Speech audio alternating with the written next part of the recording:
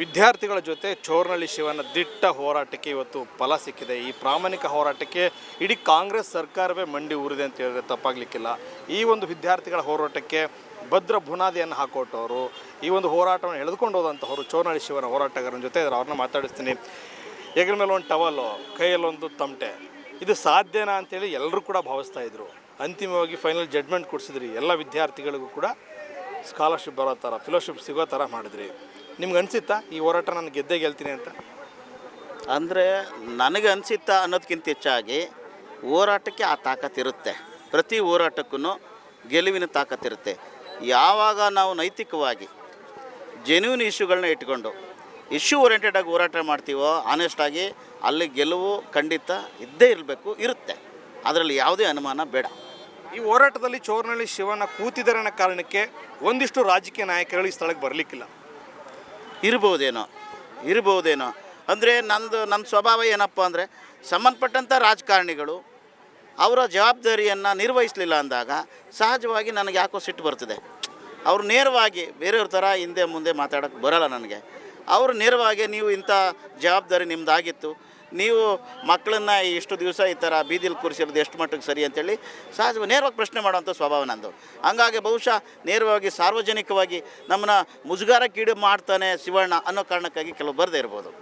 ಈ ಹೋರಾಟದ ನಾಯಕತ್ವನ ಚೋರ್ನಳ್ಳಿ ಶಿವಣ್ಣ ತೆಗೆದುಕೊಂಡಿದ್ದಕ್ಕೆ ನಾವು ಸಪೋರ್ಟ್ ಮಾಡಲಿಲ್ಲ ಅನ್ನುವಂಥದ್ದು ಕೆಲ ರಾಜಕಾರಣಿಗಳ ಮಾತು ಇರ್ಬೋದು. ಅವ್ರಿಗೇನು ಅನಿಸುತ್ತೋ ಗೊತ್ತಿಲ್ಲ. ಬಟ್ ನನ್ನ ಉದ್ದೇಶ ಬೇರೆ. ನನ್ನ ಉದ್ದೇಶ ಈ ದೇಶದಲ್ಲಿ ಪ್ರತಿಯೊಬ್ಬ ಪ್ರಜೆಯು, ಪ್ರತಿಯೊಬ್ಬ ನಾಗರಿಕನು ಕೂಡ ಯಾವುದೇ ಅನ್ಯಾಯಕ್ಕೊಳಗಾಗದೆ, ಮೋಸಕ್ಕೊಳಗಾಗದೆ, ವಂಚನೆಗೊಳಗಾಗದೆ ನಿರ್ಭೀತಿಯಿಂದ ಬದುಕಬೇಕು. ಹಸಿವು ಮುಕ್ತ ಸಮಾಜ, ಭಯಮುಕ್ತ ಸಮಾಜ ನಿರ್ಮಾಣ ಆಗಬೇಕು ಅನ್ನೋದು ನಮ್ಮ ಧ್ಯೇಯ. ಬಾಬಾ ಸಾಹೇಬ್ ಆಶಯಗಳು, ಸಂವಿಧಾನಾತ್ಮಕವಾದ ಏನು ಮೂಲ ಆಶಯಗಳಿದೆ ಅದು ಈಡೇರಬೇಕು, ಅದು ಜಾರಿ ಆಗಬೇಕು, ಅದು ಯಥಾವತ್ತಾಗಿ ಈ ದೇಶದಲ್ಲಿ ಬರಬೇಕು. ಇಡೀ ಜನ ಸಮುದಾಯ ನೆಮ್ಮದಿಯ ಜೀವನ ನಡೆಸಬೇಕು ಅನ್ನೋದೇ ನಮ್ಮ ಉದ್ದೇಶ. ಈ ರೀತಿ ಸರ್ಕಾರಗಳಿಗೆ, ದಲಿತ ವಿರೋಧಿ ಸರ್ಕಾರಗಳಿಗೆ ಯಾವ ರೀತಿ ಪಾಠ ಕಲಿಸ್ತೀರಿ ಮುಂದಿನ ದಿನಗಳಲ್ಲೂ ಕೂಡ? ಸಂದರ್ಭಗಳು ಬಂದಾಗ, ಅದರಲ್ಲೂ ವಿಶೇಷವಾಗಿ ಚುನಾವಣೆ ಸಂದರ್ಭಗಳು ಬಂದಾಗ ನಾವು ಜನಗಳನ್ನ ಜಾಗೃತಿಗೊಳಿಸಿದ್ರೆ ಸಾಕು. ಯಾರು ಸರಿ ಇದ್ದಾರೆ, ಇಲ್ಲಿ ಪಕ್ಷಗಳಿಗಿಂತ ವ್ಯಕ್ತಿ ಮತ್ತು ವ್ಯಕ್ತಿತ್ವಕ್ಕೆ ನಾವು ಬೆಲೆ ಕೊಡಬೇಕಾಗತ್ತೆ. ಪಕ್ಷಗಳು ಮುಖ್ಯನೇ, ಆದರೆ ಅದಕ್ಕಿಂತ ಹೆಚ್ಚಾಗಿ ವ್ಯಕ್ತಿ ಮತ್ತು ಆ ವ್ಯಕ್ತಿತ್ವಕ್ಕೆ ನಾವು ಹೆಚ್ಚಿನ ಬೆಲೆ ಕೊಡಬೇಕಾಗತ್ತೆ. ಆ ವ್ಯಕ್ತಿಗಳನ್ನು ನಾವು ಆರಿಸಿದಾಗ ಬಹುಶಃ ಈ ಸಮಾಜ ಒಂದು ನೈತಿಕವಾಗಿ ಗಟ್ಟಿಯಾಗುತ್ತೆ, ಒಂದು ಸದೃಢವಾದ ಸಮಾಜ ನಿರ್ಮಾಣ ಆಗುತ್ತೆ. ಅಂತಹ ರಾಜಕಾರಣಿಗಳನ್ನೇ ಆಯ್ಕೆ ಮಾಡೋದು ತುಂಬ ಸೂಕ್ತ. ಸಾಂದರ್ಭಿಕವಾಗಿ ಅದು ನಮ್ಮ ಕಮಿಟಿ ಚರ್ಚೆ ಮಾಡಿ ತೀರ್ಮಾನ ತಗೊಳುತ್ತೆ. ಈ ಹೋರಾಟದಲ್ಲಿ ಒಂದಿಷ್ಟು ಪಾಠಗಳನ್ನ ತಾವು ಕಲ್ತಿದ್ದೀರಿ. ಯಾರು ದಲಿತ ಹೋರಾಟಗಾರರು ಅಥವಾ ದಲಿತ ರಾಜಕಾರಣಿಗಳು ಯಾರು ಸಮುದಾಯಕ್ಕೆ ಪರವಾಗಿದ್ದಾರೆ, ಯಾರು ವಿರುದ್ಧವಾಗಿದ್ದಾರೆ ಅನ್ನೋಂಥದ್ದು ಅನಾಲಿಸಿಸ್ ಆಗಿದೆ ತಮಗೆ? ಖಂಡಿತ ಆಗಿದೆ. ಯಾಕಂದರೆ ಈ ಹೋರಾಟಕ್ಕೆ ವಿಶೇಷವಾಗಿ ಈ 30 ದಿವಸದ ಹೋರಾಟದಲ್ಲಿ ವಿರೋಧ ಪಕ್ಷದ ನಾಯಕರು ಬಂದಿದ್ದಾರೆ, ಮಾಜಿ MP ಗಳು ಬಂದಿದ್ದಾರೆ, ಮಾಜಿ MLAಗಳು ಬಂದಿದ್ದಾರೆ, ಮಾಜಿ ವಿಧಾನ ಪರಿಷತ್ ಸದಸ್ಯರುಗಳು ಬಂದಿದ್ದಾರೆ, ಹಾಲಿ ಶಾಸಕರುಗಳು ಬಂದಿದ್ದಾರೆ, ಮತ್ತು SC/ST ಏನು ಸದನ ಸಮಿತಿಯ ಚೇರ್ಮನ್ ಆದಂಥ ಆರ್ ಕೃಷ್ಣಮೂರ್ತಿಯವರು ಇರ್ಬೋದು, ನಂಜನಗೂಡು ಕ್ಷೇತ್ರದ ಶಾಸಕರಾದಂಥ ದರ್ಶನ್ ಧ್ರುವನಾರಾಯಣವ್ರು ಇರ್ಬೋದು, ಕೋಟೆ ತಾಲೂಕಿನ ನಮ್ಮ ಅನಿಲ್ ಚಿಕ್ಕಮಾದು ಶಾಸಕರು ಇರ್ಬೋದು. ಹೀಗೆ ಅನೇಕ ಶಾಸಕರು ತಮ್ಮ ಜವಾಬ್ದಾರಿಯನ್ನು ತಂದು ಇಲ್ಲಿ ಮೆರೆದಿದ್ದಾರೆ.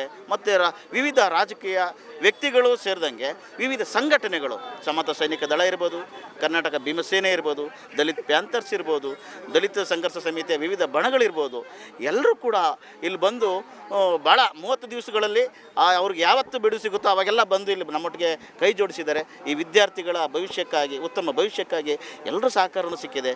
ಹಾಗಾಗಿ ಅವರೆಲ್ಲರಿಗೂ ನಾನು ಖಂಡಿತ ಧನ್ಯವಾದಗಳು ಹೇಳ್ತೀನಿ. ನೀವು ಹೇಳ್ದಂಗೆ ಕೆಲವರು ಕಾಂಪ್ರಮೈಸ್ ಮಾಡೋಕ್ಕೂ ಬಂದಿದ್ದರು. ನಾವು ಹೇಗಾದರೂ ಮಾಡಿ ಕಾಲ್ ಆಫ್ ಮಾಡಿ ಹುಡುಗರನ್ನ, ವಿದ್ಯಾರ್ಥಿಗಳನ್ನ ಚೆದರಿಸ್ಬೇಕು ಅಂಥೇಳಿ ಬೇರೆ ಥರದ ಕಿತಾಪತಿಗಳು ನಡೆದು ಮೊದಲು 30 ಜನದ ಪಟ್ಟಿ, 20 ಜನದ ಪಟ್ಟಿ ಬಿಟ್ಟರು, ಆಮೇಲೆ 30 ವಿದ್ಯಾರ್ಥಿಗಳ ಪಟ್ಟಿ ಬಿಟ್ಟರು. ಇಲ್ಲೇ ಒಂದು ಬಿರುಕನ್ನು ಮೂಡಿಸೋದಕ್ಕೆ ವಿದ್ಯಾರ್ಥಿಗಳಲ್ಲಿ, ನಂದಾಗಿದೆ ಅಂತೆ, ಅವನದಾಗಿಲ್ವಂತೆ, ಹಿಂಗೆ ಹಂಗೆ ಇಲ್ಲೆಲ್ಲ ಒಂದಷ್ಟು ಗೊಂದಲಗಳು ಸೃಷ್ಟಿಯಾಗಿ ಒಟ್ಟಾರೆ ಇದು ಚಳುವಳಿ ಯಶಸ್ಸಾಗಬಾರ್ದು, ಗುರಿ ಮುಟ್ಟಬಾರ್ದು ಅನ್ನೋದಕ್ಕೆ ಬೇರೆ ಥರದ ಒಂದಷ್ಟು ಕಿತಾಪತಿಗಳು ನಡೆದಿದ್ದಾವೆ ಇಲ್ಲಿ. ಅವೆಲ್ಲವನ್ನು ಮೀರಿ ಇಲ್ಲಿನ ವಿದ್ಯಾರ್ಥಿಗಳು ನಮಗೆ ಸಾಥ್ ಕೊಟ್ಟಿದ್ದಾರೆ. ಖಂಡಿತ ಇವ್ರಿಗೆ ನಾನು ವಿಶೇಷವಾಗಿ ಇಲ್ಲಿ ಪ್ರತಿಭಟನೆಯಲ್ಲಿ 31 ದಿವಸ ಭಾಗವಹಿಸಿದ್ದ ಎಲ್ಲ ಸಂಶೋಧನಾ ವಿದ್ಯಾರ್ಥಿಗಳಿಗೆ ನಾನು ಕೃತಜ್ಞತೆ ಹೇಳ್ತೀನಿ. ದಲಿತ ಸಮುದಾಯ ಪರ ಕಾಳಜಿ ಇರುವಂತಹ ನಕಲಿ ರಾಜಕಾರಣಿಗಳು, ಅಸಲಿ ರಾಜಕಾರಣಿಗಳು ಈ ಒಂದು ಹೋರಾಟದ ಮೂಲಕ ಗೊತ್ತಾಗುತ್ತೆ. ಅಂದರೆ ಈ ವ್ಯವಸ್ಥೆ ಏನು ಅಂತ ಎಲ್ರಿಗೂ ಗೊತ್ತಿದೆ. ಈ ವ್ಯವಸ್ಥೆನೇ ಹೀಗಿರುವಾಗ ಅಸಲಿ ರಾಜಕಾರಣಿಗಳು, ನಕಲಿ ರಾಜಕಾರಣಿಗಳು ಎಲ್ಲ ಥರದವರು ಇದ್ದೇ ಇರ್ತಾರೆ. ವ್ಯವಸ್ಥೆನೇ ಹೆಂಗಿರುವಾಗ ಪ್ರಜಾಪ್ರಭುತ್ವ ವ್ಯವಸ್ಥೆ ಇಂಡಿವಿಜುವಲ್ ಆಗಿ ಕೇಳ್ತಾ ಇದ್ದೀನಿ. ದಲಿತ ಪರವಾಗಿ ಕಾಳಜಿ ಇರುವಂತಹ ರಾಜಕಾರಣಿಗಳ ವಿಚಾರವಾಗಿ ಕೇಳ್ತಾರದು ನಾನು. ಯಾರಿಗಿತ್ತು ಯಾರಿಗಿಲ್ಲ ಅನ್ನೋದು ಇಲ್ಲಿ ಗೊತ್ತಾಗುತ್ತೆ. ಅಂದರೆ ಈಗ ನಮಗೆ ಮುಂಚೂಣಿಯಲ್ಲಿ ಕಾಣಿಸ್ತಾ ಇರೋಂಥವ್ರು ದಲಿತ ನಾಯಕರಲ್ಲಿ AR ಕೃಷ್ಣಮೂರ್ತಿ ಅವರು ಮೊದಲಿಗೆ ನಿಲ್ತಾರೆ.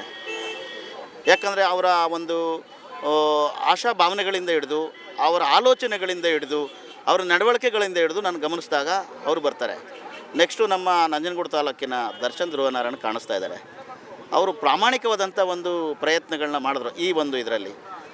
ಅವ್ರ ಜೊತೆಗೆ ನಮ್ಮ DS ವೀರಯ್ಯನವರು, ಮಾಜಿ MLC, ವಿಧಾನ ಪರಿಷತ್ ಸರ್, ಅವರು ಕೂಡ ಮುಂಚೂಣಿಯಲ್ಲಿರ್ತಾರೆ. ಯಾಕಂದರೆ ಅವರಲ್ಲಿ ಅವರು ಪುಸ್ತಕ ನನಗೆ ಸಿಕ್ಕಿರಲಿಲ್ಲ. ಸದನದಲ್ಲಿ DS ವೀರಯ್ಯ ಅವರ ಪ್ರಶ್ನಾವಳಿಗಳು, ಅವರ ವಿಚಾರ ಮಂಡನೆ ಅವೆಲ್ಲ ಭಾಳ ಅದ್ಭುತವಾಗಿದೆ. ಸಂಪೂರ್ಣ ಬಾಬಾ ಸಾಹೇಬ್ರ ಆಶಯ, ಅಂಬೇಡ್ಕರ್ ಅವರ ಆಶಯಗಳಿಗೆ ಪೂರಕವಾದಂಥ ಪ್ರಶ್ನೆಗಳನ್ನ ಎತ್ತಿದ್ದಾರೆ ಸದನದಲ್ಲಿ. ಅದು ಭಾಳ ಇಷ್ಟ ಆಯಿತು. ಸೊ ಇಂಥ ಒಂದಷ್ಟು ಅವರು ಯಾವುದೇ ಪಕ್ಷದಲ್ಲಿರಲಿ, ಇಂಥವ್ರನ್ನೆಲ್ಲ ಸಮುದಾಯ ಉಳಿಸ್ಕೋಬೇಕು, ಬೆಳೆಸಬೇಕು ಅನ್ನೋದು ನನ್ನ ಆಶಯ. ಓಕೆ, ಅಂತಿಮವಾಗಿ ಈ ಒಂದು ಪ್ರತಿಭಟನೆ ಇವತ್ತು ಸುಖಾಂತ್ಯ ಕಂಡಿದೆ. ಹೌದು. ಯಾಕಂದರೆ ನಾನು ಹೇಳಿದ್ನಲ್ಲ ಮೊದಲೇ, ನೀವು ಮೊದಲನೇ ಪ್ರಶ್ನೆ ಕೇಳಿದ್ರಿ, ನಿಮಗೆ ಜಯ ಸಿಗುತ್ತಾ ಇಲ್ವಾ ಅಂತೇಳಿ. ನನಗೆ ಆ ಹೋರಾಟಕ್ಕೆ ಆ ತಾಕತ್ತಿದೆ ಅನ್ನೋದು ನನಗನ್ಸಿತ್ತು. ಹೋರಾಟ ಅಂದರೆ ಇಲ್ಲಿ ಒಂದಷ್ಟು ಡಿಸ್ಟರ್ಬೆನ್ಸ್ ಮಾಡೋರು ಬಂದರು, ಅದನ್ನೆಲ್ಲ ಮ್ಯಾನೇಜ್ ಮಾಡಿದ್ವಿ. ಯಾರು ಏನೇ ಡಿಸ್ಟರ್ಬ್ ಮಾಡಿದ್ರು, ಅವರೆಲ್ಲ 15 ಸಾವಿರ ಕೊಡ್ತಾರಂತೆ, ಅವರು ಅಷ್ಟು ಕೊಡ್ತಾರಂತೆ, ಒಪ್ಕೋಬೇಡಿ, ಅದು ಎನ್ರೋಲ್ ಆಗಿಬಿಡಲಿ, ಇದಾದರೆ ಆಮೇಲೆ SCP TSP ಸರ್ಕಾರದ ಹಣ ಬರ್ತದೆ, ಹಾಗೆ ಹೇಗೆ ಅಂತ ಭಾಳಷ್ಟು ಜನ ನಮ್ಮ ಹತ್ರ ಒಂದಷ್ಟು ಪ್ರೆಷರ್ ಹಾಕಿದ್ರು, ಬಂದು ಕನ್ವಿನ್ಸ್ ಮಾಡಿದ್ರು. ಬಟ್ ನಮಗೆ ಗೊತ್ತಿತ್ತು ಬೇಡ, ಈ ನಾವು ಇಲ್ಲೀಗಲ್ ಆಗಿ ಕೇಳಿದ್ರೆ ಕಷ್ಟ, ಅದಾಗಲ್ಲ ಅಂತ ಹೇಳ್ಬೋದು. ಲೀಗಲ್ ಆಗಿರೋ ವಿಚಾರಗಳಿಗೆ ನಾವ್ಯಾಕೆ ಬೆಂಡ್ ಆಗಬೇಕು? ಮತ್ತು ಯೂನಿವರ್ಸಿಟಿ ಜವಾಬ್ದಾರಿ ಇಲ್ವಾ? ಸರ್ಕಾರದ ಜವಾಬ್ದಾರಿ ಇಲ್ವಾ? ಯೂನಿವರ್ಸಿಟಿ ಕೊಡಲಿಲ್ಲ ಅಂದರೆ ಸರ್ಕಾರ ಮುಂದೆ ನಿಂತು ಕೊಡಿಸ್ಬೇಕು. ಅದು ಕೊಡಿಸಲಿಲ್ಲ, ಸಮಾಜ ಕಲ್ಯಾಣ ಇಲಾಖೆ ಇದೆ ನಮಗಾಗಿ, ಪರಿಶಿಷ್ಟರಿಗಾಗಿ ಮದರ್ ಡಿಪಾರ್ಟ್ಮೆಂಟ್ ಇದೆ, ಸಮಾಜ ಕಲ್ಯಾಣ ಇಲಾಖೆ. ಅದರ ಜವಾಬ್ದಾರಿ ಏನು? ಬರೀ ಪರಿಹಾರ ಕೊಟ್ಕೊಂಡು ಒಂದಷ್ಟು ಸ್ಕಾಲರ್ಶಿಪ್, ಶಿಷ್ಯವೇತನ ಕೊಟ್ಕೊಂಡು ಅಷ್ಟಕ್ಕಲ್ಲ. ದಲಿತರು ಏನೇ ಸಮಸ್ಯೆ ಆದರೂ ಆಯಾ ಜಿಲ್ಲೆಯ JDಗಳಿರ್ಬೋದು, DDಗಳಿರ್ಬೋದು ಜವಾಬ್ದಾರಿಯುತವಾಗಿ ನಡ್ಕೋಬೇಕು. ಆ ಕೆಲಸವನ್ನು ಮಾಡಿರಲಿಲ್ಲ. ಮೊನ್ನೆಯಿಂದ ಅವರು ಒಂದಷ್ಟು ನಮ್ಮ ಒತ್ತಾಯಕ್ಕೆ ಮಣಿದು ಬಂದು ಈ ಒಂದು ಆ್ಯಕ್ಟಿವಿಟೀಸ್ಗೆಲ್ಲ ಈ ಒಂದು ಹಂತಕ್ಕೆ ಕರ್ಕೊಂಡು ಬರೋದಕ್ಕೆ ಅವರು ಕೂಡ ಸಹಕಾರ ಕೊಟ್ಟಿದ್ದಾರೆ. ನೀವು ಕೂಡ ಶಿವಣ್ಣ ಅವ್ರ ಜೊತೆ ಕೈ ಜೋಡಿಸ್ಕೊಂಡು ಇಲ್ಲೇ ಮಲಗುವಂಥದ್ದು, ಇಲ್ಲೇ ಅಡುಗೆ ಮಾಡಿಕೊಂಡು ಊಟ ಮಾಡುವಂಥದ್ದು, ಯಾವ ರೀತಿ ಇತ್ತು ಹೋರಾಟದ ದಿನಗಳು ಅಂತಂದರೆ, ಮೊದಲನೇ ದಿನದಿಂದನೂ ನಮ್ಮ ವಿದ್ಯಾರ್ಥಿಗಳಿಗೆ ಸ್ವಲ್ಪ ಎಲ್ಲೋ ಅಳುಕು ಅನ್ನೋದಿತ್ತು. ಅಳುಕು ಅನ್ನೋದ ಸಂದರ್ಭದಲ್ಲಿ ಒಂದು ಪೊಲೀಸ್ ಇಲಾಖೆ ಅವ್ರ ಜೊತೆಲಿ ಕಮಾಂಡ್ ಆಗುತ್ತೆ. ಅವರು ಕಾನೂನಿನ ಚೌಕಟ್ಟು ಒಳಗಡೆ ವಿದ್ಯಾರ್ಥಿಗಳನ್ನ ಎದುರಿಸತಕ್ಕಂಥ ಉದಾಹರಣೆ ಇತ್ತು.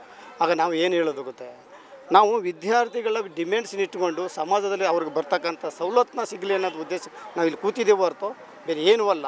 ನಮ್ಮ ಹೋರಾಟ ನಿರಂತರವಾಗಿ ಮಾಡ್ತೀವಿ ಅಂತ ಅವ್ರಿಗೆ ತಾಕೀತು ಮಾಡಿದ ಮೇಲೆ, ಅವರು ಮನವರಿಕೆ ಮಾಡಿಕೊಟ್ಟ ಮೇಲೆ ಅವ್ರು ಸರಿ ಹೋದರು. ಆಗ ವಿದ್ಯಾರ್ಥಿಗಳು ಕೂಡ ಗಟ್ಟಿತನವಾಗಿ ನಿಂತ್ಕೊಂಡು ನೀನೇ ಹೆಚ್ಚೆಚ್ಚು ಮಾತನಾಡ್ತಕ್ಕಂಥದ್ದು ಅಭ್ಯಾಸನ ರೂಢಿ ಮಾಡ್ಕೊಂಡಿದ್ದಾರೆ ನಮ್ಮ ಸಂಶೋಧನೆ ವಿದ್ಯಾರ್ಥಿಗಳು.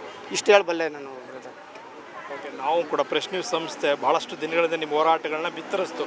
ನಮ್ಮ ಸಂಸ್ಥೆಗೆ ಏನಕ್ಕೆ ರಿವ್ಯೂ ಕೊಡ್ತೀವಿ. ಈಗ ನಿಜವಾಗ್ಲೂ ಈ ವಿಷು ಸಮಾಜದಲ್ಲಿ ಆಗಲಿ, ವಿಧಾನಸೌಧಗಳಲ್ಲಿ ಮತ್ತು ಡೆಲ್ಲಿ ಮಟ್ಟಕ್ಕೆ ಹೋಗಬೇಕಾದ್ರೂ ನಮ್ಮ ಮಾಧ್ಯಮ ಮುಖ್ಯವಾಗಿ ಪ್ರೆಸ್ ನ್ಯೂಸ್ ಕನ್ನಡ ಅವ್ರಿಗೆ ನೀವು ಎಲ್ಲರ ಪರವಾಗಿ, ನಮ್ಮ ಸಂಘಟನೆಯ ಪರವಾಗಿ, ಸಾಮಾಜಿಕವಾಗಿ ಅವರಿಗೆ ಅಭಿನಂದನೆ ಹೇಳೋಕ್ಕೆ ನಾನು ಬಯಸ್ತೀನಿ.